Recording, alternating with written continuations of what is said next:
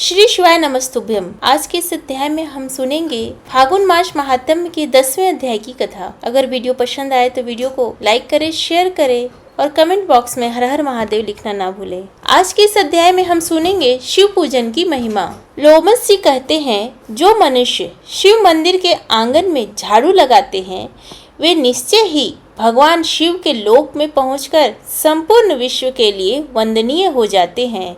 जो भगवान शिव के लिए यहाँ अत्यंत प्रकाशमान दर्पण अर्पण करते हैं वे आगे चलकर शिव जी के सम्मुख उपस्थित रहने वाले पार्षद होंगे। जो लोग देवाधिदेव शूलपाणी शंकर को चंवर भेंट करते हैं वे त्रिलोकी में जहाँ कहीं जन्म लेंगे उन पर चंवर डूलता रहेगा। जो परमात्मा शिव की प्रसन्नता के लिए धूप निवेदन करते हैं वे पिता और नाना दोनों के कुलों का उद्धार करते हैं तथा भविष्य में यशस्वी होते हैं।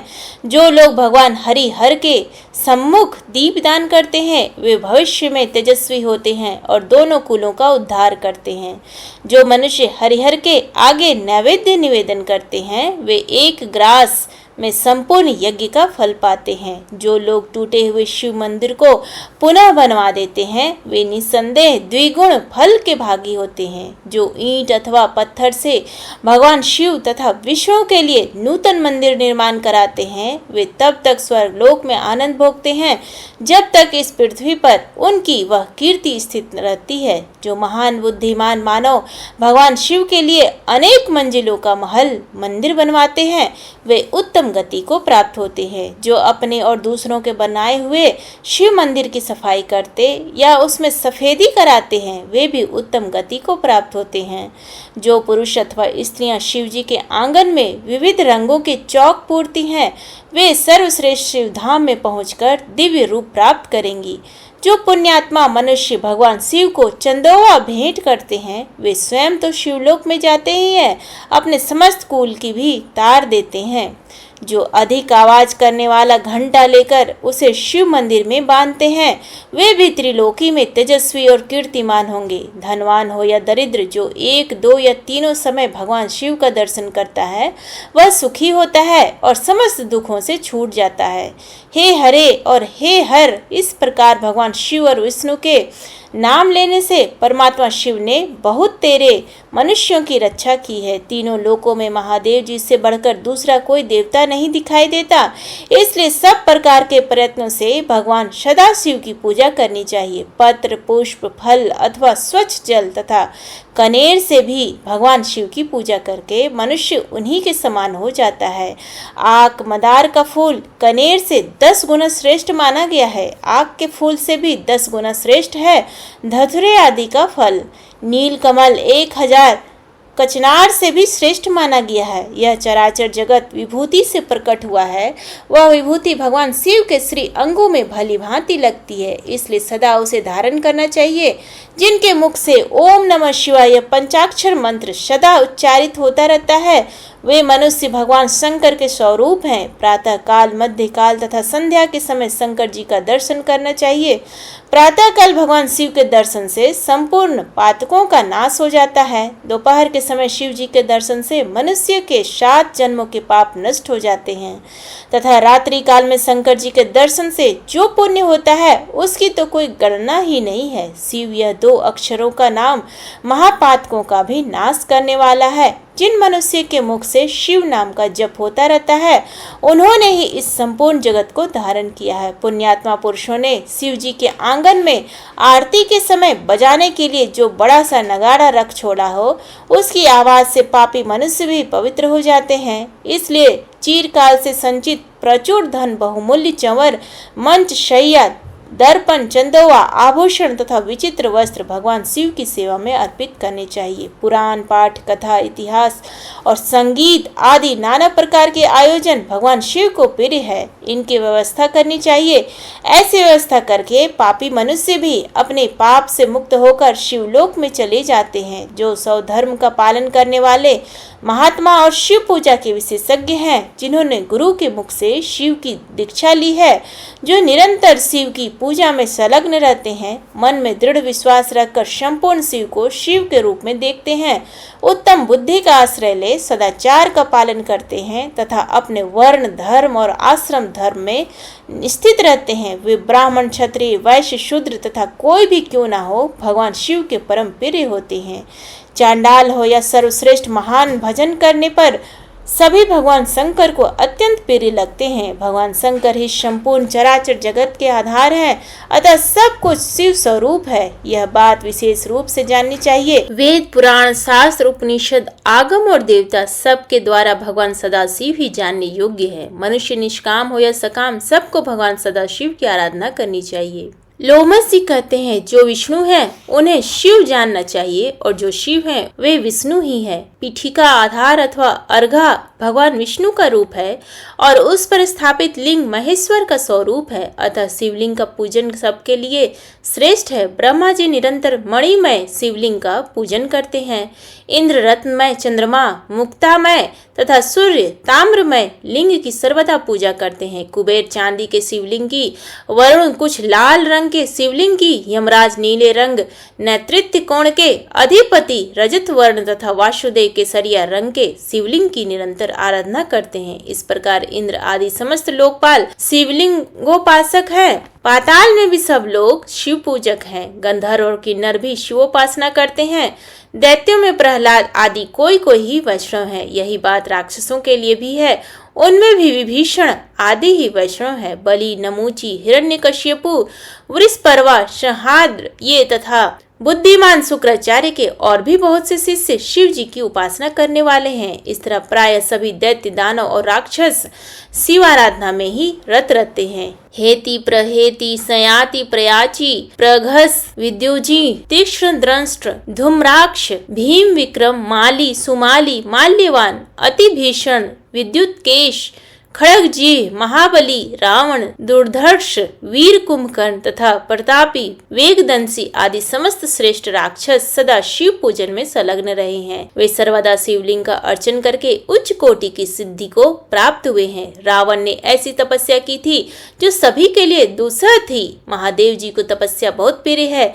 वे उसकी तपस्या से जब बहुत अधिक प्रसन्न हो गए तब उन्होंने रावण को ऐसे ऐसे वरदान दिए जो अन्य सबके लिए अत्यंत दुर्लभ है। रावण ने भगवान सदाशिव से ज्ञान विज्ञान संग्राम में अजयता तथा शिव जी की अपेक्षा दुगने शीर प्राप्त किए। महादेव जी के 5 मुख हैं, इसलिए उनसे द्विगुण मुख पाकर रावण दशमुख हुआ। उसने देवताओं, ऋषियों और पितरों को भी सर्वथा परास्त करके उन सब पर अपनी प्रभुता स्थापित की। भगवान महेश्वर के प्रसाद से वह सबसे अधिक प्रतापी हुआ। महादेव जी ने उसे त्रिकुट पर्वत का महाराजा बना दिया। इस प्रकार शिवलिंग की पूजा के प्रसाद से रावण ने तीनों लोगों को वश में कर लिया। देवताओं को बड़ी चिंता हुई। वे सब मिलकर शिवलोक में गए और दरवाजे पर किंकरों की भांति खड़े हो गए। उस समय नंदी, जिनका मुख वानर के समान है, देवताओं से वार्तालाप करने लगे। देवताओं ने नंदी को प्रणाम करके पूछा, आपका मुख वानर के समान क्यों है? नंदी ने कहा, एक समय रावण यहाँ आया और अपने पराक्रमी बातें बहुत बढ़ा चढ़ाकर कहने लगा। उस समय मैंने उससे कहा, भैया तुम भी शिवलिंग के पूजक हो और मैं भी, अतः हम दोनों समान हैं। फिर मेरे सामने यह व्यर्थ डिंग क्यों मारते हो? मेरी बात सुनकर रावण ने तुम ही लोगों की भांति मेरे वानर मुख होने का कारण पूछा। उत्तर में मैंने निवेदन किया कि यह मेरी शिवोपासना का मुंह मांगा फल है। भगवान शिव मुझे अपना सारूप्य दे रहे थे, किंतु उस समय मैंने वह नहीं स्वीकार किया। अपने लिए वानर के समान ही मुख मांगा। भगवान बड़े दयालु हैं, उन्होंने कृपा पूर्वक मुझे मेरी मांग पूरी कर दी। जो अभिमान शून्य है, जिनमें दंभ का अभाव है तथा जो परिग्रह से दूर रहने वाले हैं, उन्हें भगवान शंकर का प्रिय समझना चाहिए। इसके विपरीत जो अभिमानी, दंभी और परिग्रही हैं, वे शिव की कल्याणमय कृपा से वंचित रहते हैं। रावण मेरे साथ पूर्वोक्त बातचीत में अपने तपोबल का बखान करने लगा। उसने कहा, मैं बुद्धिमान हूँ, मैंने भगवान शिव से 10 मुख मांगे हैं। अधिक मुखों से शिव जी को अद्भुत स्तुति की जा सकती है। तुम्हारे इस वानर तुल्य मुख से क्या होगा? तुम्हें किसी ने खोटी सलाह दी होगी। तुमने शंकर जी से यह वानर का मुख व्यर्थ मांगा है। देवताओं, रावण का यह उपहासपूर्ण वचन सुनकर मैंने उसे शाप देते हुए कहा, जब कोई महातपस्वी श्रेष्ठ मानव उन वानरों के साथ मुझे आगे करके तुम पर आक्रमण करेगा, उस समय वह तुम्हें अवश्य मार डालेगा। इस प्रकार सारे संसार को रुलाने वाले रावण को मैंने शाप दे डाला। देवाधिदेव महादेव जी साक्षात विष्णु रूप हैं, अतः आप लोग भगवान विष्णु से प्रार्थना करें। नंदी की यह बात सुनकर सब देवता मन ही मन बहुत प्रसन्न हुए। उन्होंने बैकुंठ में आकर अपनी वाणी द्वारा भगवान विष्णु की स्तुति आरंभ की। देवता बोले, देव देव जगदीश्वर, आप छहों ऐश्वर्यों से युक्त होने के कारण भगवान कहलाते हैं। आपको नमस्कार है। यह संपूर्ण चराचर जगत आपके आधार पर टिका हुआ है।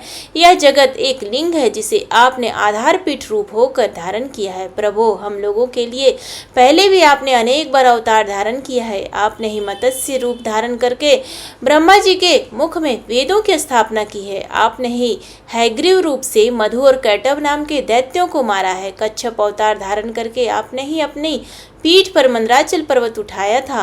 वाराह रूप धारण कर अपने हिरण्यकश्यप दैत्य का वध किया था तथा नरसिंह रूप से हिरण्यकश्यपु को मौत के घाट उतारा था। वामन अवतार धारण कर अपने ही दैत्यराज बलि को बांधा और भृगुल कुल में परशुराम रूप से प्रकट होकर आपने ही कार्तवीर अर्जुन का वध किया है। विष्णु, आपने बहुत से दैत्यों का संहार किया है। आप ही संपूर्ण विश्व के पालक हैं, अतः रावण के भय से अवश्य हमारा उद्धार करें। देवताओं के इस प्रकार प्रार्थना करने पर भूत भावन भगवान वासुदेव ने संपूर्ण देवताओं से कहा, देवगण, तुम लोग अपने प्रस्ताव के अनुसार मेरी बात सुनो। नंदी को आगे करके तुम सभी शीघ्रता पूर्वक वानर शरीर में अवतार लो। मैं माया से अपने स्वरूप को छिपाए हुए मनुष्य रूप होकर अयोध्या में राजा दशरथ के घर प्रकट होऊंगा। तुम्हारे कार्य की सिद्धि के लिए मेरे साथ ब्रह्म विद्या भी अवतार लेंगी। राजा जनक के घर साक्षात ब्रह्म विद्या ही सीता रूप में प्रकट होंगी। रावण भगवान शिव का भक्त है। वह सदा साक्षात शिव के ध्यान में तत्पर रहता है। उसमें बड़ी भारी तपस्या का भी बल है। जब ब्रह्म विद्या रूप से सीता को बलपूर्वक प्राप्त करना चाहेगा, उसमें वह दोनों स्थितियों से तत्काल भ्रष्ट हो जाएगा। सीता के अन्वेषण में तत्पर होकर वह ना तो तपस्वी रह जाएगा और ना भक्त ही। जो अपने को ना दी हुई ब्रह्म विद्या का बल पूर्वक सेवन करना चाहता है, वह पुरुष धर्म से परास्त होकर सदा सुगमता पूर्वक जीत लेने योग्य हो जाता है। परम मंगलमय भगवान विष्णु इस प्रकार के वचनों द्वारा संपूर्ण देवताओं को आश्वासन देकर अंतर ध्यान हो गए। तदंतर सब देवता अवतार धारण करने लगे। इंद्र के अंश वाली उत्पन्न हुए सुग्रीव सूर्य के पुत्र थे। जामवान ब्रह्मा जी के अंश से प्रकट हुए थे। शीलाद के पुत्र नंदी जो भगवान शिव के अनुचर तथा 11वें रुद्र थे। महाकपि हनुमान हुए। वे अमित तेजस्वी भगवान विष्णु की सहायता करने के लिए ही अवतीर्ण हुए थे। अन्यान्य श्रेष्ठ देवता मैंद आदि कपियों के रूप में उत्पन्न हुए थे। इसी तरह सभी देवता किसी न किसी कपि के रूप में प्रकट हुए। साक्षात भगवान विष्णु ही माता कौशल्या का आनंद बढ़ाने वाले श्री राम हुए। संपूर्ण विश्व उनके स्वरूप में रमण करता है, इसलिए विद्वान पुरुष उनको राम कहते हैं। भगवान विष्णु के प्रति भक्ति और तपस्या से युक्त शेषनाग भी इस पृथ्वी पर लक्ष्मण के रूप में अवतीर्ण हुए। श्री विष्णु के भुजदंडों से भी 2 प्रतापी वीर प्रकट हुए, जो तीनों लोकों में भरत शत्रुघ्न के नाम से विख्यात हुए। ब्रह्मवादी पुरुषों द्वारा जो मिथिलापति जनक की कन्या बताई गई हैं, वे सीता साक्षात ब्रह्म विद्या थी। वे भी देवताओं के कार्य की सिद्धि के लिए ही अवतीर्ण हुई थी। हल से भूमि जोती जा रही थी, उसी समय सीता हल की नोक के द्वारा पृथ्वी के खोदे जाने पर पृथ्वी से ये प्रकट हुई थी, इसीलिए सीता के नाम से प्रसिद्ध हुई। मिथिला में अवतार लेने के कारण इन्हें मैथिली भी कहा जाता है। जनक के कुल में जन्म लेने के कारण ये जानकी नाम से विख्यात हुई। पूर्व जन्म में इनका नाम देववती था। राजा जनक ने ब्रह्म विद्या स्वरूप सीता को परमात्मा ब्रह्म रूप श्री राम की सेवा में अर्पित कर दिया। कमल नयन श्री राम ने रावण को जीतने की इच्छा तथा देव कार्य की सिद्धि के उद्देश्य से वन में निवास किया। शेषा अवतार लक्ष्मण ने भी उसी के लिए अत्यंत दुष्कर एवं महान तप किया। भरत और शत्रुघ्न ने भी बड़ी भारी तपस्या की। तदंतर तपोबल संपन्न हो कपि रूपधारी देवताओं को साथ लेकर श्री राम ने 6 महीने तक युद्ध करके रावण का वध किया। भगवान विष्णु के द्वारा शस्त्रों से मारा गया रावण अपने गुणों, पुत्रों तथा बंधुओं सहित तत्काल भगवान शिव के सारूप्य को प्राप्त हो गया। शंकर जी की कृपा से उसने संपूर्ण द्वैत ज्ञान प्राप्त कर लिया। जो नित्य लिंग स्वरूप भगवान शिव की पूजा करते हैं वे स्त्री, शूद्र, अंत्यज अथवा चांडाल ही क्यों ना हो, संपूर्ण दुखों का नाश करने वाले शिव को अवश्य प्राप्त कर लेते हैं। जो मन को अपने वश में करके भगवान शिव के ध्यान में तत्पर रहते हैं उनका मायामय अज्ञान शीघ्र दूर हो जाता है तथा माया का निवारण हो जाने से तीनों गुणों का लय हो जाता है। इस प्रकार मनुष्य जब गुणातीत हो जाता है तब वह मोक्ष भागी होता है। अतः संपूर्ण देहधारियों के लिए शिवलिंग का पूजन कल्याणकारी है। भगवान शिवलिंग रूप में प्रकट होकर चराचर जगत का उद्धार करते हैं। विप्रगण, पहले तुम सब लोगों ने मुझसे जो पूछा था वह सब मैंने बतला दिया। तुम्हारा दूसरा प्रश्न यह था कि भगवान शिव ने विष भक्षण कैसे किया था, वह सब प्रसंग में यथावत रूप से कह रहा हूँ। तुम सब लोग सावधान होकर सुनो। प्रेम से बोलिए हर हर महादेव। आगे का वृत्तांत सुनने के लिए हमारे YouTube चैनल पर बने रहें। तब तक के लिए धन्यवाद। हर हर महादेव।